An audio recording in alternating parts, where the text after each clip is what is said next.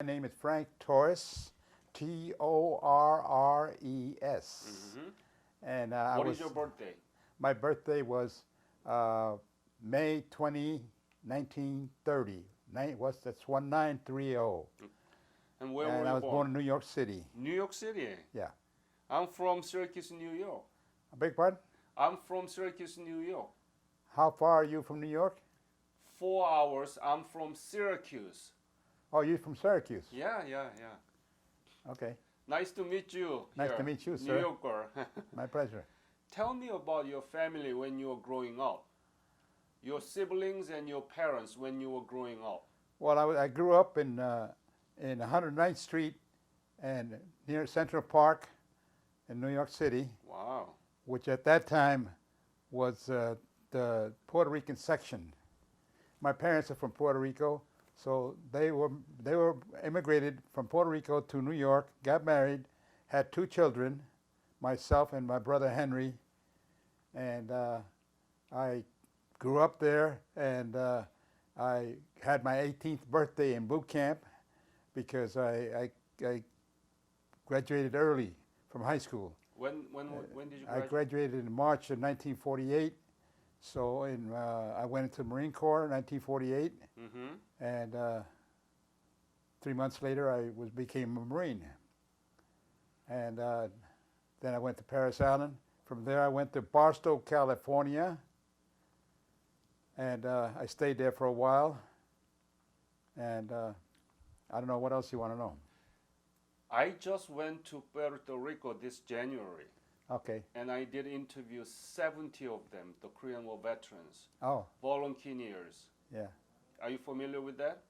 Well, I understand that there was a colonel there that tried to get the Puerto Rican battalion to go to Korea to fight, and he couldn't get them for a long time. And he finally agreed, or it was agreed, to go take his battalion over there. A funny story that I heard was that the Chinese had a squadron coming down a road, and there was a mountain, and they were talking to each other. The Chinese were talking to each other, Uh-huh. and the Puerto Ricans were talking to each other across the mountain. And they saw the Chinese coming, and they were talking, as they were talking to each other in Spanish.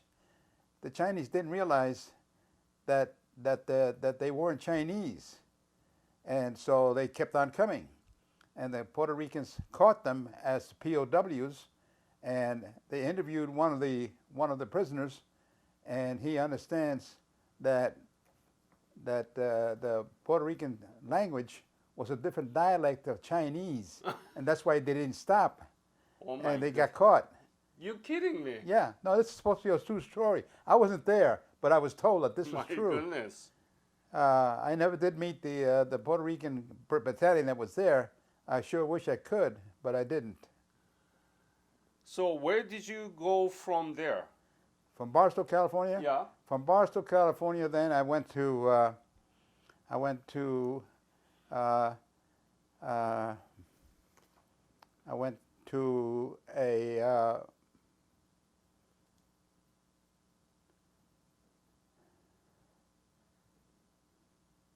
I don't know where I went. I wound up going to the Korean War started in 1950. Right. So I got called.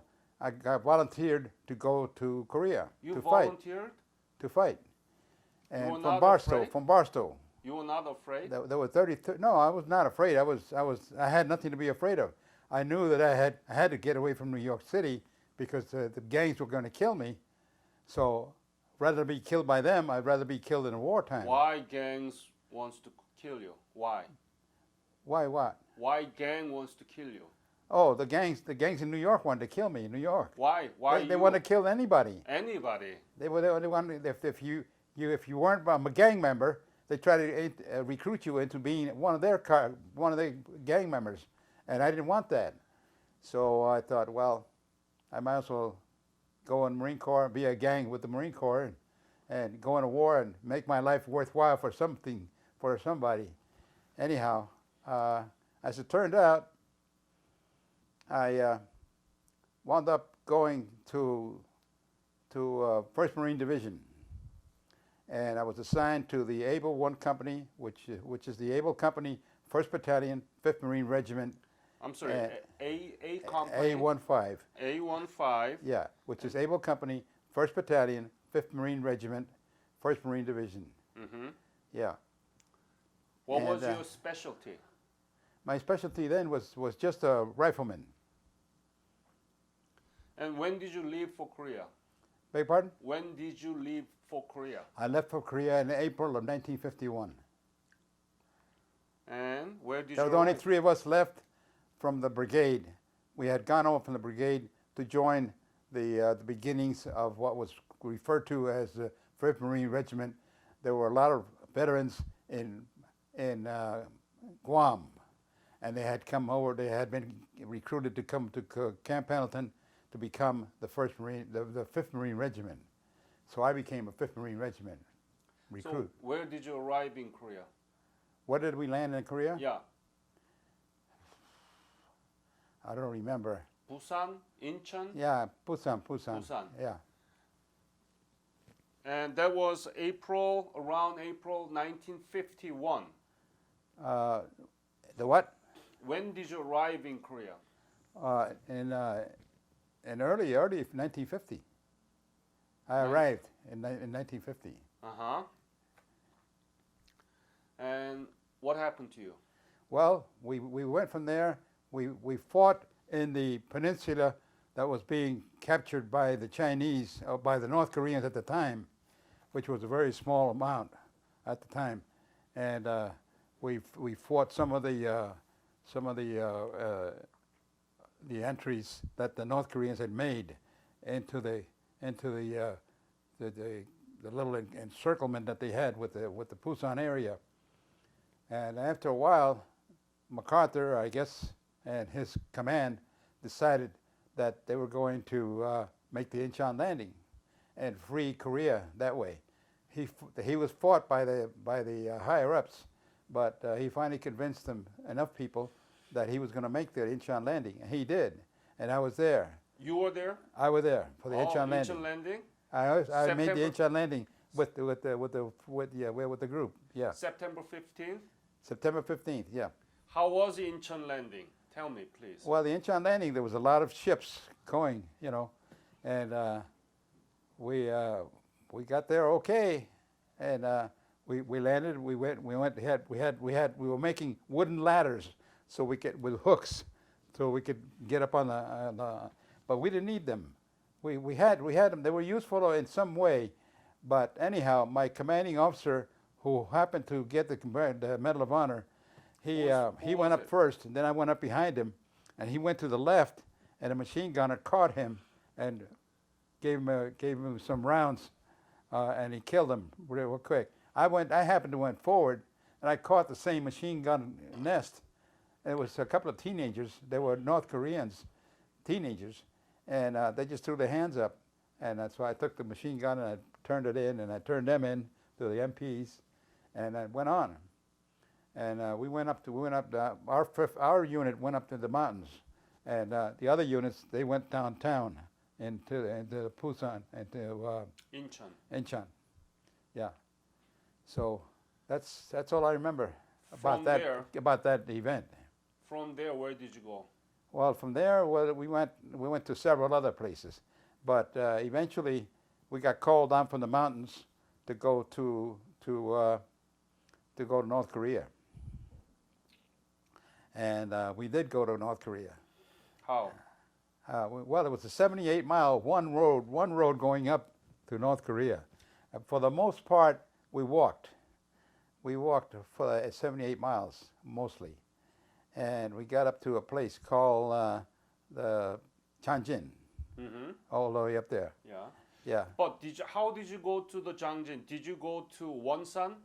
Yeah, you we take went to a ship? Wonsan. Yeah. Yeah. And Yes, we went to Wonsan, and we wound up going up to the Changjin, up there, North Korea.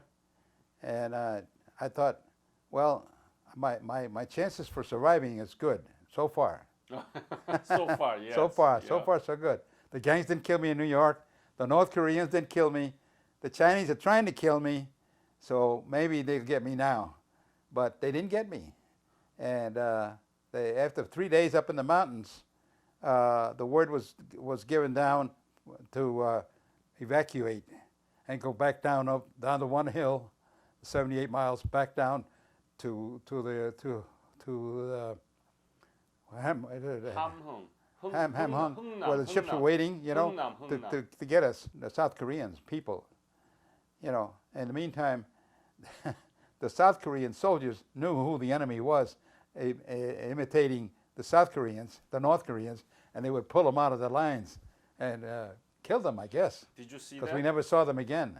But did you see that? I saw that. I saw some of that, Yeah. So tell me about where were you in Jangjin Reservoir? Were you in Hagaluri or Godori or Udamni, anywhere? It's a place called, no, it wasn't Cordery. No, Cordery was farther south. Right. Yeah. No, we were right up at the top. There was only three battalions, well, 2 battalions that I know of, the 5th Marine Regiment and the 7th Marine Regiment. Yes. The 7th Marine Regiment was up on the top, and that was us. So you were in the Udamni? Udemni, yeah. Or Dokdong Pass? Yeah. Is that familiar? How's it? Dokdong Pass. Yeah, Dokdong Pass, yeah. Yeah. So you were there? Yeah, oh yeah. And you were there when Chinese attacked you? Yeah. Tell me about that. The Dokdong Pass? And the Chinese attack. Well, the Chinese every morning we would get up and we would see a stack of Chinese, dead Chinese, because they only had one way to come up, and that was up to the same ravine that we were trying to cover. And so every morning we would see 3 or 4 feet of dead Chinese up on the top. The thing that I remember the most, and it still stays with me, is that I had a radio man who insisted that a Marine friend of his, that he had a childhood friend of his, wanted to come up to the front lines to fight. And he'd been in the rear with the gear. And he says, it's not like John Wayne movies. He said, you can die. He said, it's pretty dangerous up here. You don't want to come up. Anyhow, he made it somehow. He talked to some bunch of people, and he came up.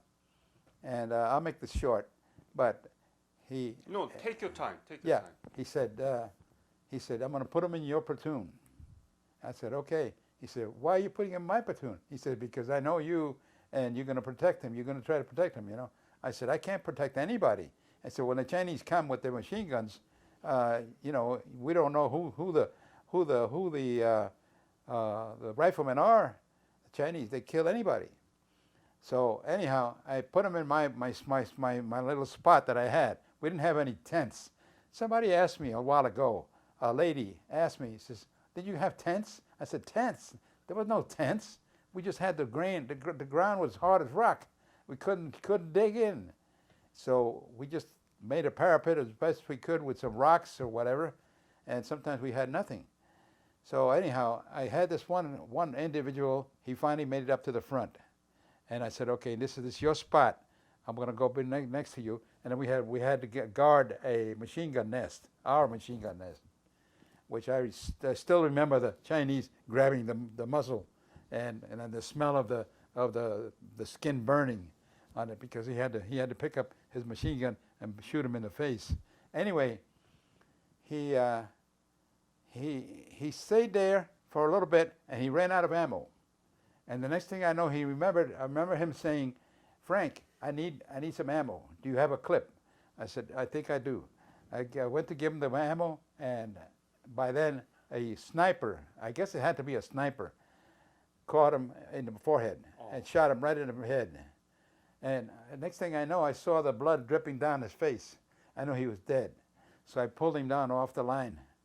And I felt a little guilty at the time, because that sniper had the sights set up for me. But instead, when I moved them to my spot, he got it instead of me. So, but anyway, he the next morning, my friend, who asked me to watch out for his friend, he went crazy. He was a radio man. He got his .45, and he's shooting at all the Chinese that are still squirming and trying to freeze themselves to death, because there was no need for them to worry about anything. There was nothing to go back to China. They didn't have a VA like we had, and of course at that time I didn't know anything about a VA benefits or anything, but I knew that they were a poor country, and I knew that they were poor soldiers, and some of them were recruited as peasants from farms, and so they had nothing. So anyway, that was it. And then we left there after about 3 or 4 days. We stacked up our packs and we burned them. And the Chinese came then running down the hills to warm their hands, and we could see them, but we couldn't shoot them. The thing that you won't see in the history books is the Tootsie Rolls. That is what saved our lives. Really, really, really, really, truly saved our lives, because we couldn't eat the sea rations, which was in the cans in World War II, and it was hard as rock. So we would eat the Tootsie Rolls. They gave us the energy and the incentive to move on. So after 3 days, we burned all our equipment and we rode down the hill. There was only one road going down, one road, the same road that came up, and we had to fight the immigrants who were side by side next to us. You mean the refugees? Trying to go down the same road. But we made it out, and I thought, well, okay, so that's 4 days now. I'll probably be okay. Now I got to worry about Christmas. I don't know if I can make it to Christmas. We got at the end of the road. We got there on the 28th or 29th of December, I think it was. Well, we got up on the top of the hill. It was the 27th or 29th of November, and then we came down. Yeah. So from there, where did you go? You went to Busan, right? Yeah, we went to Busan from there. We went to the bean patch from there. And then my platoon sergeant came up to me and he said to me at the end, he says, there's only 3 of us originals, people, Marines, that have not left to go to the hospital or to go get wounded or anything. Well, I had been wounded, but that's another story. I caught a shrapnel. Anyhow, he says, there's only 3 of us left from the original platoon, and we haven't left since everybody else is gone. Either they got killed or they went to the hospital or they got transferred or whatever. He says, what do you want to do? He says, which one of you want to stay? He says, I'm staying, so it's up to you two. And we were sitting side by side in the foxhole. And I said, I don't know. So for the first time in my life, I never, ever run a coin toss. I turned a coin like this here, and I won the toss of the coin, and I got to go. So I took all my stuff I had in my backpack. I had the Choi and Lai and Mao Zedong and all those posters, all those school posters that I had taken off the wall, and I turned them, and I had a Chinese pistol, and I said, you guys can have it. I said, I'm out of here. Goodbye. I'll see you. I hope you make it. And I left. You left Korea? I left Korea. When was that? That was about 15 April. About 15 April. 51 April? In 1951, yeah. yes. And have you been back to Korea? I've been back to Korea twice. When? Well, in the last 5 years, 2 times, but I don't know the years. Don't ask me. My memory is very good. Isn't very good, but I've been. The last time we went to Korea, my wife and I, my original wife, I've been married twice now. My original wife and I went to China on the second tour, and because I didn't believe that they could be that poor, but I couldn't believe that the grandmothers were sweeping the floors on the roads. They were so poor, and if you wanted a job, yes, you had a job, but the job might insist of maybe painting one leaf all day long, $2 for a day, maybe. So when you go back to Korea, what did you feel? What did you see? How was it?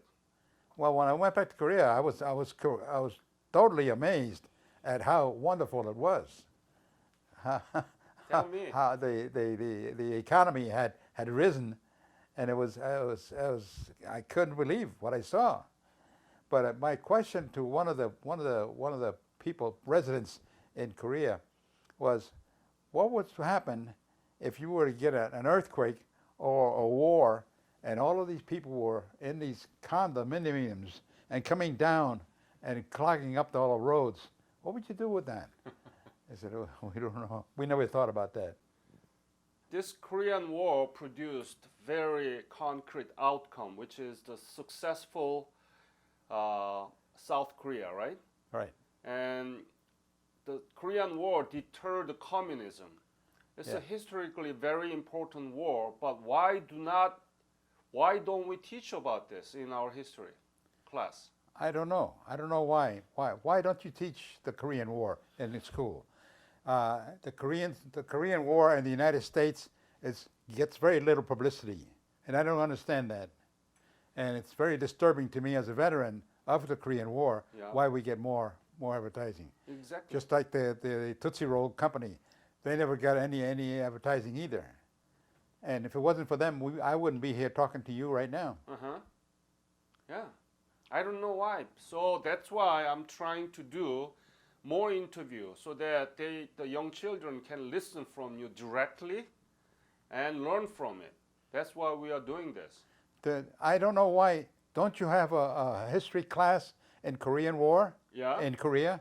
In Korea, we do teach, but how about here in the United States? That's what I'm talking about. In the United States, why we do not teach about this?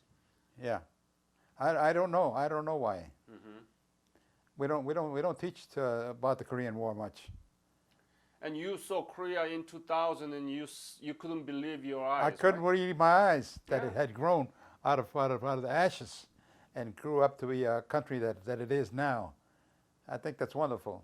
I think it's wonderful. Yeah. So isn't it good example to learn more about it, right? Yes, I Yeah. think it's a good example, but you have to be very careful to work with the Chinese and North Koreans relationship going on right now. That Korea is caught in the middle right now. You have to be Exactly. very careful. Exactly. Any other story that you want to leave to this interview? No, that's the only story I got. Frank, I want to thank you You're on welcome. behalf of Korean Nation for You're your very welcome. service. Thank you. And this interview will be used in our classroom. Okay, good. Students will learn from you. Yeah, yes. Okay, thank you. Thank you, students. I hope that you learn a lot from me. That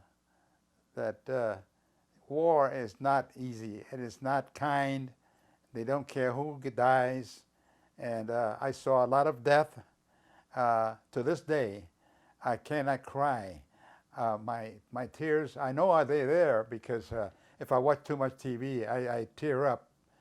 But I cannot cry for some reason. I saw too much death in my time. My youth was taken away from me, you know, in the war. And that's what's going to happen to you as a young child, that your youth, if you go into any kind of war, I don't care what kind of war, whether it's North Koreans or Chinese or whoever your enemy is, they're not going to care about your youth be taken away. It will be taken away, and you must fight it. You have to push yourself in order to go. I'm 86 years old, by the way, 86 years old. Remember that I was born 1930, so now I'm 86. So as a young man, I wish I could do some of those years over again, but I didn't. Anyhow, I came back from Korea, and I stayed out for about a year, and I decided because all my family were blue collar workers. They weren't officer types. They have no corporation experience, and so I knew that I was doomed as far as trying to get in corporations and become an officer and so forth. I did get suggested to become an officer 3 times, but that's another story.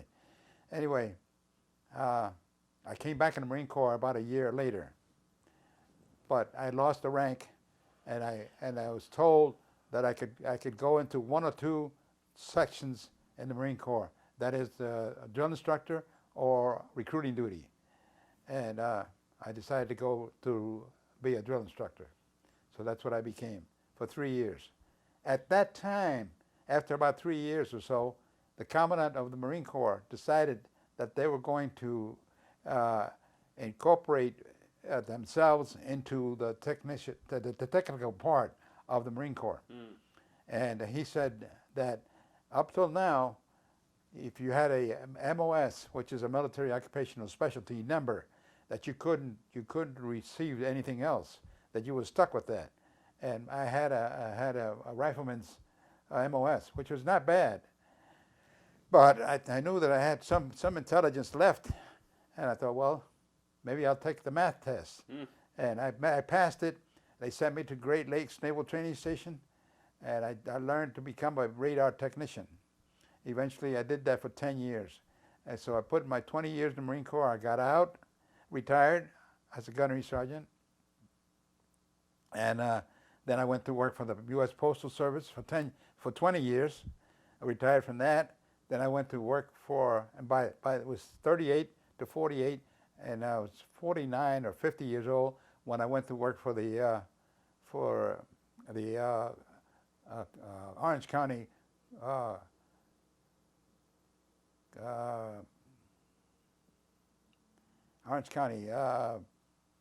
call it,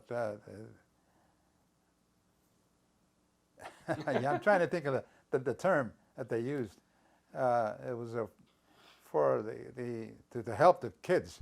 And eventually I went to the ESL program. The ESL program, which the English is a second language for the Spanish ladies. I had one superior lady that she became the public the Parent Teachers Association president.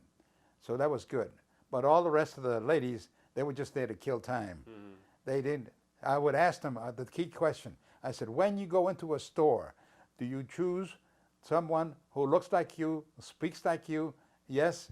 And I said, and you turn on the novelas and the TV when you get home? Oh, yeah. Well, of course, the husbands had to work, so none of them ever came to the classes. So that ended that. I did that for about 6.5 years. Yeah, so that was the end of that. Yeah. Frank, thank you again for sharing your story with me. Oh, you bet.